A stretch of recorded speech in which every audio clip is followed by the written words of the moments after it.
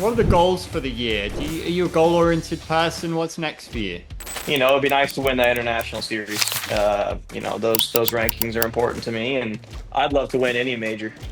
Golf can be a bit boring. Who was your golfing idol growing up and why? Tiger Woods, just because of his dominance, and his work ethic and how much he valued the game and how much work he put in. What about in terms of history? Do you have a favorite Masters moment?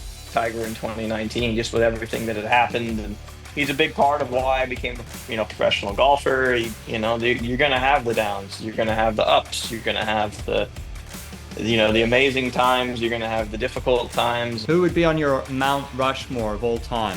And I'm like, there's so many.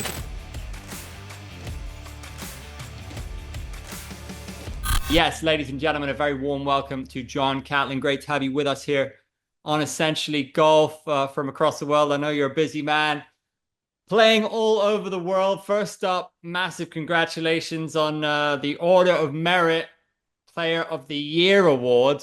What a great feeling, what a result, and what a nice bit of recognition for your hard work and flourishing in the game. Thank you very much. Yeah, anytime you can win those awards, and you look at the names that have won those in the past, it's pretty special to be on that list with those great players.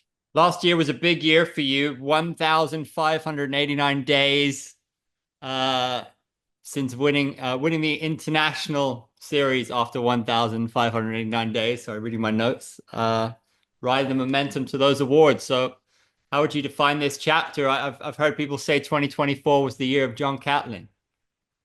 I mean, I feel very humbled and honored that people would say that. It's just nice to play well.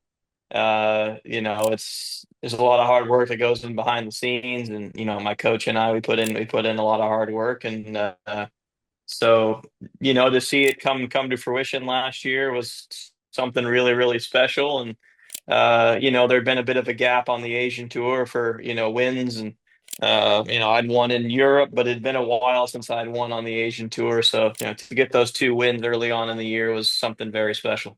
I really love that hole in one. I think it was in my home country. Beautiful. Is that one of the best feelings in your career? Talk us through it.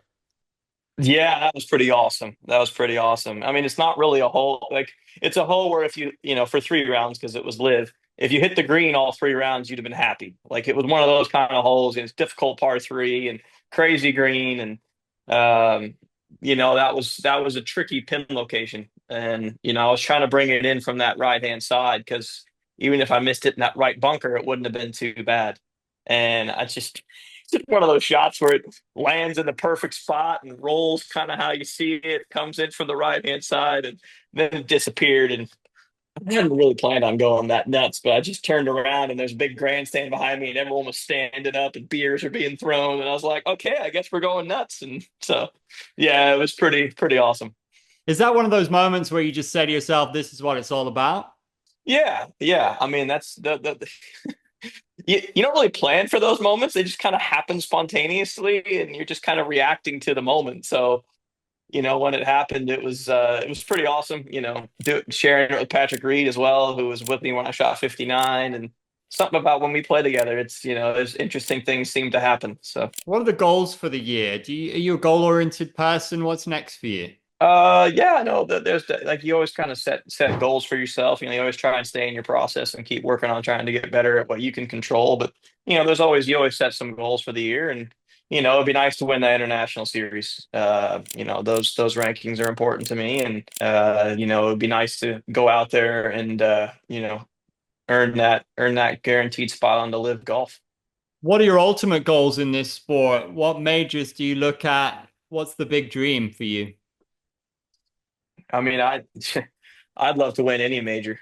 Um, I've been fortunate enough to play in 4 major championships already. I got a few of the flags up behind me, and experiencing that a bit was it was pretty amazing to see that level of competition. And those events are just so special. You're playing against the best in the world, and if I could knock off one of those in my career, that would be that would be very, very special. So, looking forward to working towards that and seeing if we can't get it done. Which one stands closest to your heart? Do you have a special affection for one of them? I mean, the Masters has always been special to me. I grew up watching it, tradition, playing it on the same course every year. It's a golf course that I still have yet to go to, but just watching it growing up as a kid, uh, that was one that was special. But I mean, after experiencing the Open Championship, I mean, that is just so cool. I mean, best fans in the world. The style of links golf is so unique. I love it. You get to be creative. Tiger said it once. He was like, the thing with most golf, especially parkland golf, is the ground is not your friend. You're just flying it to where you want to hit it, flying it to where you want to hit it. Where all of a sudden you play links golf, and I mean, from 100 yards, you could hit all 14 clubs, and you could end up hitting a pretty decent shot with all 14 of them. Bringing it in off the side, rolling it up, throwing it high. Like, I mean, there's so many options. So to have that as a different style, I think is really cool. We've seen how winning a major can completely take the career of any golfer to the next level. I think we saw it with Bryson DeChambeau. How pivotal is this, or is it not all about that in golf at the top level? I mean, that's a good question. I mean, it can change your life. I mean, for sure, you have a greater impact. I think your fan base grows. I think people get to know you a bit better. When you win those majors, that's how you become household names. Um, and I think from a player's perspective, you always want to compete against the best players in the world. And anytime you get to do that, and you're the victor, I think that's the special part from a player's perspective. You're like, hey, like I put it all out there on the line. I played against all the best players, and at the end of the day, I was the one holding the hardware. Who's your favorite going to Augusta? Who's going to win it? Oh, I hadn't even thought about it, if I'm being honest with you. So you put me on the spot with that question. Any I don't thought? know. I don't know. I mean, Rory's starting to show some form. Um, it'd be nice for him to kind of, break that hump. Like I know he's been really close on a lot of majors, and Scotty's obviously just playing incredible golf. I mean, he seems to like it, around there as well. And I feel like it suits Bryson's ball flight. He likes to hit a draw, so that of course suits him as well. And um, hard to pick one. There's so many great players that are teeing it up. Um, Rombo's obviously had some success there as well, and he's been playing great on live. I mean, hasn't finished outside the top 10 in any tournament. So yeah, I mean, good luck picking one. I mean, That's a pretty good breakdown, though. Good effort. yeah, What about in terms of history? Do you have a favorite Masters moment? hard to not say Tiger in 2019, just with everything that had happened. And I was in Thailand watching it. It was like 1 or 2 o'clock in the morning, and I wasn't tired at all. I mean, I was so like locked into that screen. And he's a big part of why I became a professional golfer. Seeing what he did, and then end of 99 to 2000, 2001. That's when I was 8, 9, 10 years old, and I was like, that's so cool. Like that's what I want to do. So to see somebody that had such a big impact on your life do something so special like that after everything that he had been through, it was a pretty cool moment.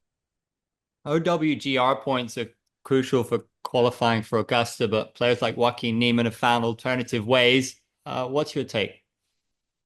uh Yeah, I mean, OWGR has always been, kind of the pathway, but with, how things are, it's a bit different. Like you got players that aren't necessarily getting those points that are, very capable and can play great golf. And so, yeah, I mean, I think it's good that there are other pathways. We as players want to play against the best. And, anytime you can play against the best players in the world and you feel like, you've earned those slots into major championships, I think that's really, really what we're about, and that's why we put in all the work.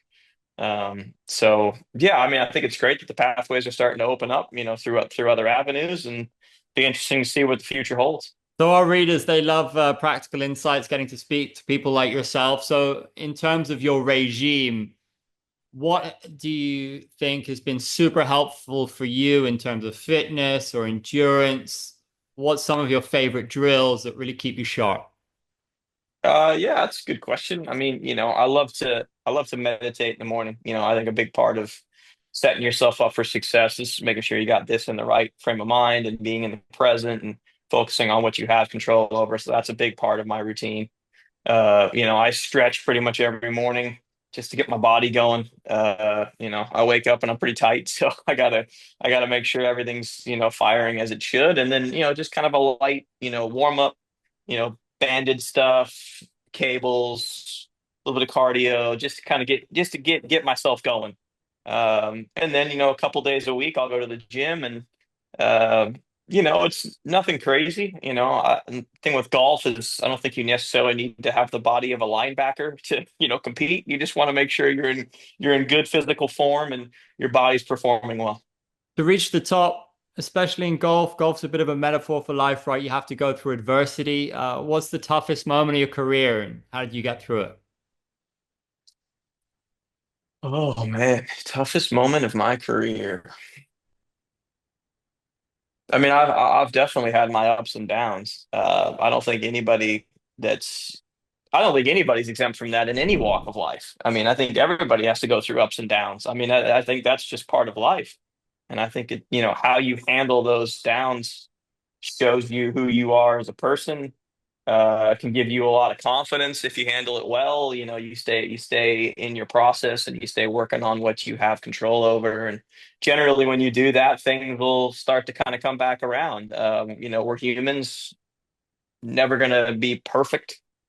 But I think as long as you're doing your best, you're being honest with yourself, you're seeing the areas that need to improve.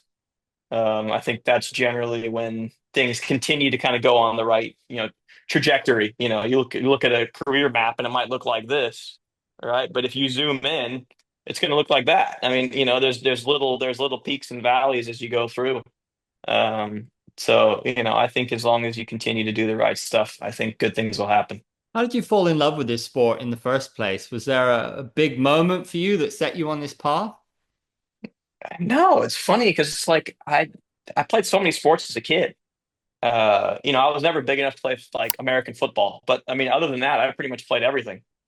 Tennis, football, as we would call it in the world, soccer. But it's football. Yeah, I played that as a kid. I played basketball. I played baseball. I just loved sports as a kid. And there wasn't one moment. I just felt like I started playing golf when I was 3. And I just think throughout time, playing it, doing other sports, coming back to golf, and I always just appreciated.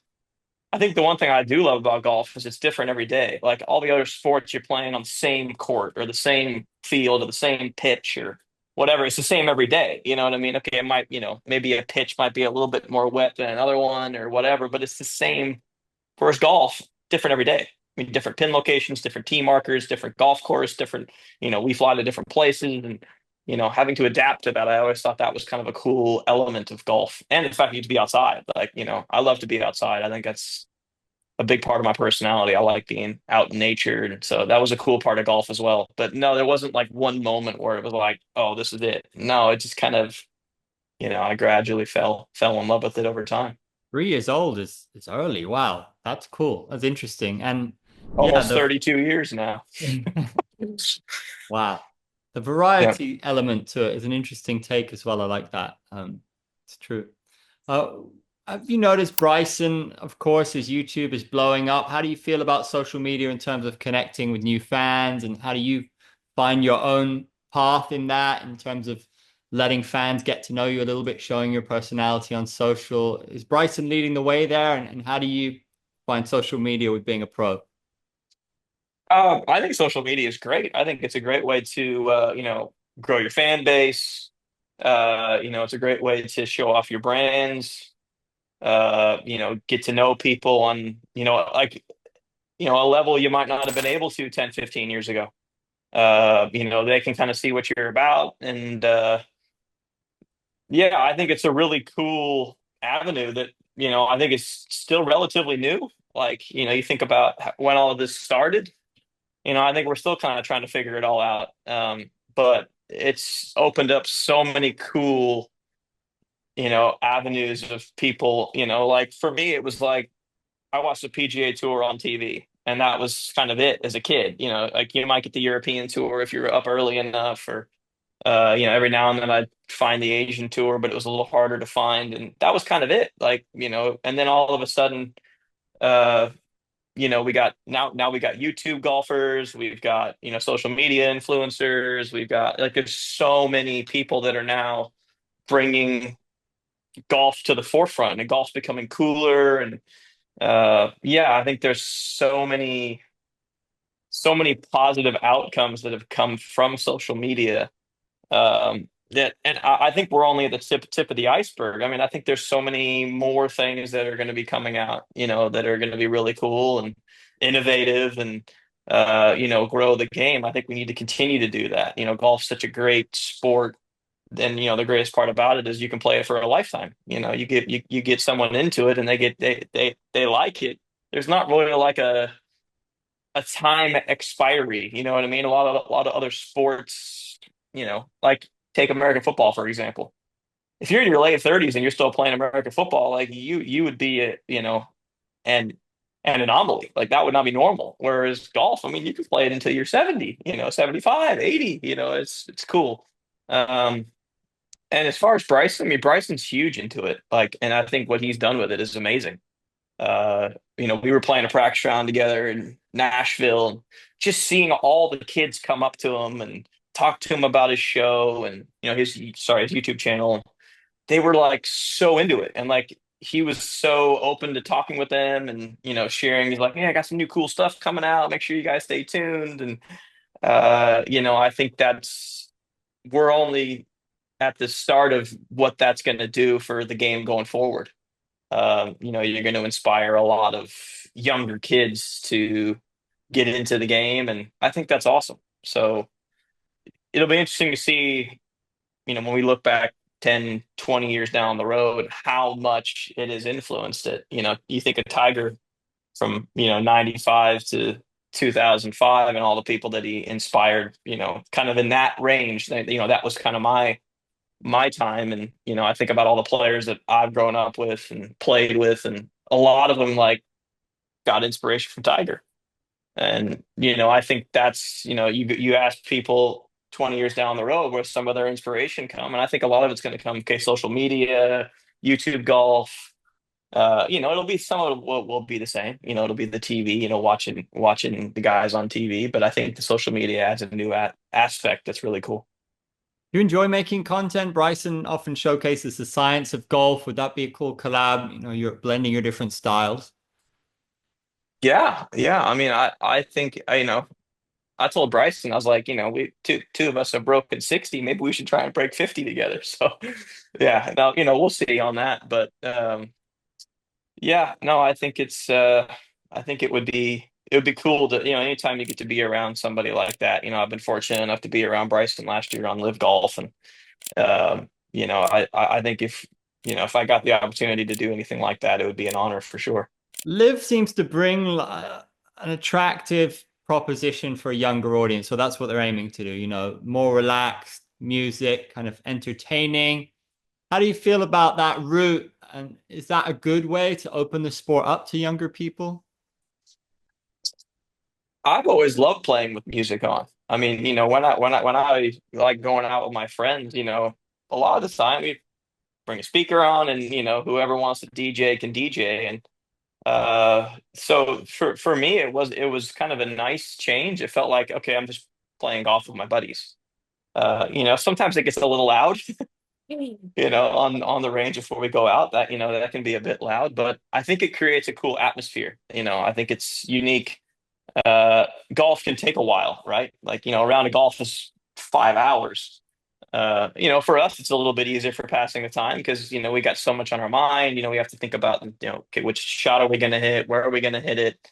We're talking with our caddies about club selection and, we're planning it out. And so, that 5 hours can go by pretty quickly for us. But, from the spectator's point of view, it's like there's a lot of downtime. You know what I mean? Like, one thing about Live that's cool is a shotgun, so there's kind of constant action. If you're at the right spot, you can watch 4 or 5 groups go by, and but golf can be a bit boring. So I think anything you can do at times to kind of, make it intriguing for people that are, just showing up for the first time. I think that's great. The other part of it too that I think is great with music is from both sides, both from player perspective and the spectator's perspective is I feel like it's tough for them because like they feel like if they just move at the wrong time or like if they just say the wrong thing, not paying attention to what's going on behind them or anything, like you can disturb a player quite easily and have no intention of doing so. Whereas like that background music, I feel like has really taken a lot of that out. Like I don't find myself hearing people or having to back off because someone's phone goes off. I don't hear it. Like it just doesn't affect me. So I feel like from them, they could be more comfortable. And then for us, we don't get to hear, like, there isn't as much distraction. So I think that's a big positive as well. But I think it's something you have to get used to. I was lucky enough where, I've been doing it for a while, but some guys, they hadn't. So it was a big adjustment for them. Very refreshing perspective. I like it. When you're going through a slump, and I think this is something everyone can relate to, whether you're terrible at golf or elite, sometimes the harder you try to get yourself out of it, the deeper you dig. So, what would be your tip? And what about for yourself when you're in a slump? How do you climb out of it mentally? I mean, I think I kind of touched on it earlier, just as far as like staying in control of what you have control over, having good people around you. You can kind of use them as a sounding board. I'm lucky to have, a great coach. So, anytime I'm in a bit of something's not going right, whether it's mental or physical or any of that, we can get on the phone or sit down and talk and figure it out. I think it's important to have those good people in your life that you can, you can share it with and can give you sound advice.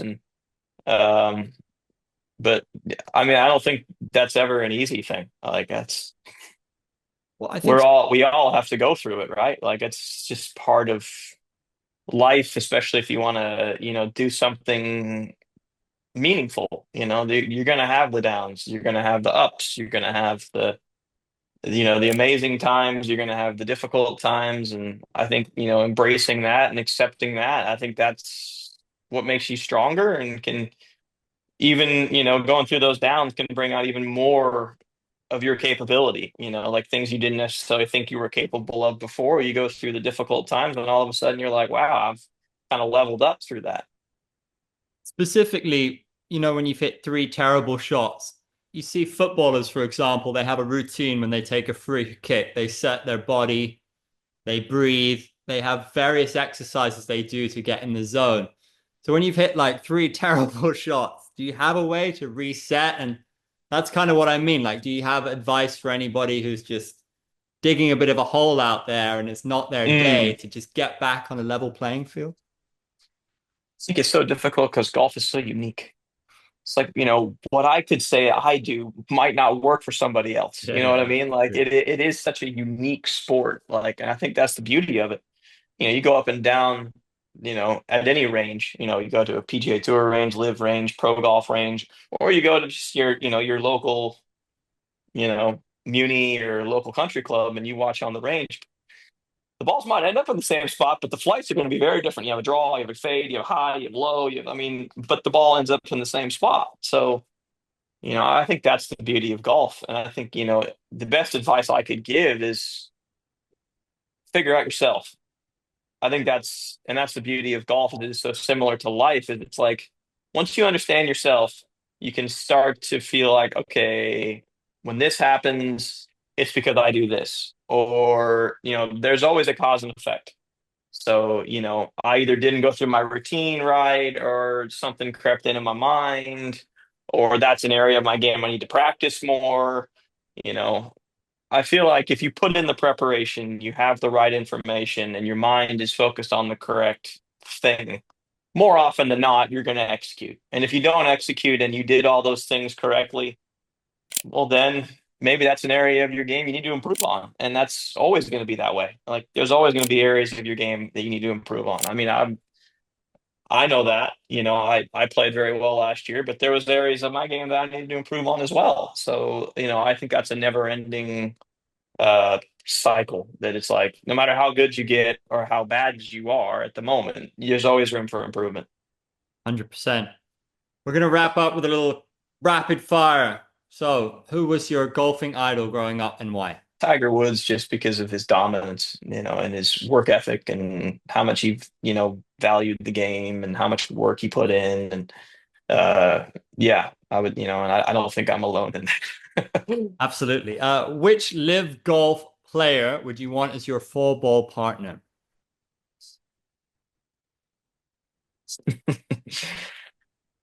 There's so many great players.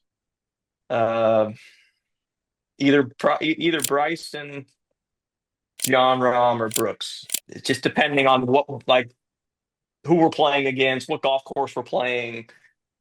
If it's a wide open golf course and it's long, it's going to be Bryson. But that's just because he hits it so far, and he's just an incredible golfer in that regard. Um, if we're playing a little more element golf, a bit more wind, a bit more, like Open Championship style, then maybe Rombo or Brooks, or it would be very dependent on who we're playing, how we're playing, but those guys are Joaquin Neiman as well. I mean, the way he's been playing, I mean, it's unbelievable. I mean, that guy is just on an absolute torrid pace. I mean, he has been so hot for a while. Especially this year. I mean, you take out one round in India, he's basically either won or been right up there with a chance to win in every tournament he's played in. So, he would be another great pick as well. I mean, like I said, it's tough to pick one. I mean, you could sit there and, overanalyze it. You'd be like, well, maybe this guy plays good here, but then he's really good at that. And so it's so difficult to pick one. Like when you ask me about the Masters as well, it's like it's so hard. There's so many great players. So, What is the craziest golf superstition you've heard or believed in? mm, not that superstitious, if I'm being honest with you. Like I'm more of a believer in hard work than I am in superstition. Probably wise. Yeah, yeah, I'm not that superstitious. Okay, if golf had an award for trash talk, who would win it? Oof.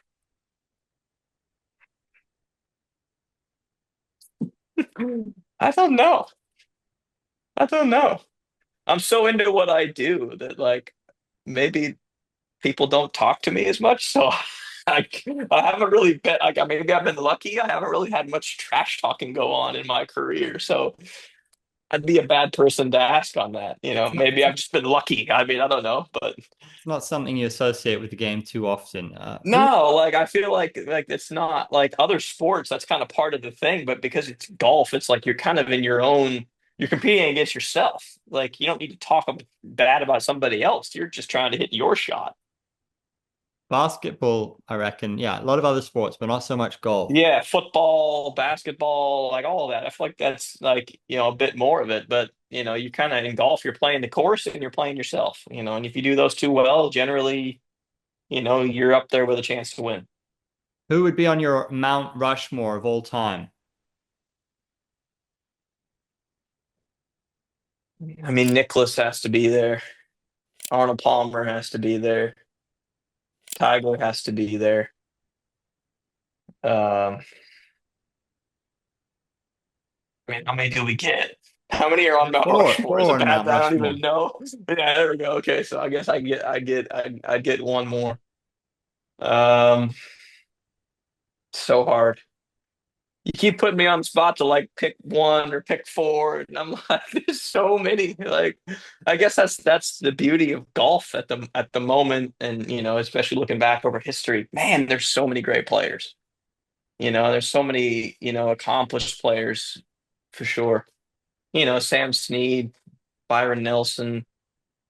Yeah, sorry, hard to pick just one more to put in there. I know I keep doing the same thing over and over again to you, but But it's just I think it just not an easy one. I think it just showcases your love of the game. So it's I nice. love it. Yeah, no, I love it. And Gary Player again, but I mean, there's so many of them. It'd be hard to pick one more. and if you had one hidden talent outside of golf, what would it be? I'm a pretty boring person. I don't really have a ton of hidden talents. Um, I'm getting better at, cooking, meats. Got to work on my side game. I'm not as good at sides as I'd like to be, but I like to cook a little bit. Can't really say gym because look at my body. Oh, I don't But know. You're quite a professional I athlete. just So. yeah, it's a good question. There's things I'd like to be better at for sure. Um, I but imagine you hidden get to eat talents, some no, amazing I'm food pretty traveling all these countries, right? yes. Yeah, 100%. And if I was a bit more into it, I might learn how to cook, different stuff from different countries. Um, that could be something that I could get into. I do like to take photos. I enjoy that. Cool. That's kind of a fun hobby. You learn, different lighting and, angles and if I had unlimited kilos on in my travel allowance, I might, get myself a proper camera and bring it with me, but it's just tough when you travel with as much stuff as we do. But that's one thing I love to do to kind of get away from the game. I love to be out in nature, like I said. You go find a cool place to walk around or, some tourist attraction or whatever, and go take some cool shots. I really enjoy that. Well, it'd be beautiful to look back on, right? I mean, you're creating Yeah. amazing memories that people dream of. So that is unbelievably cool. Just before we leave you, if we interviewed you next year, this time, what's the one thing you want to have achieved? Hmm. I think winning that international series. I think I go back to the same goal that I talked about before. I think that would be pretty awesome. Would love to win a major. I mean that would be so special. I mean, I remember when I was a kid, hitting putts. This putt to win the U.S. Open. This putt to win the Masters. This putt to win the Open Championship. This putt to win the PGA. All those. I probably hit thousands of putts where I tell myself this is to win that or to do that or to beat this guy to win that major. And, it'd be very special. It'd be very, very special. A culmination of a lot of hard work and a lot of great people in my life. It's a beautiful way to end it. I think every kid who's ever held a golf club has been through what you just described. So that's like Yeah. super Yeah. relatable. And you're Yeah. doing And it, I think man. You're doing that's, it and yeah. killing it. Thank you. So we wish you all the best. And it's so good to, like I say, your love for the game really shines through. And it's amazing to hear your philosophy on it. Yeah, the way you think about the game, the way you approach the game. I think anybody who enjoys golf is going to love this. So thank you, John. You're the man.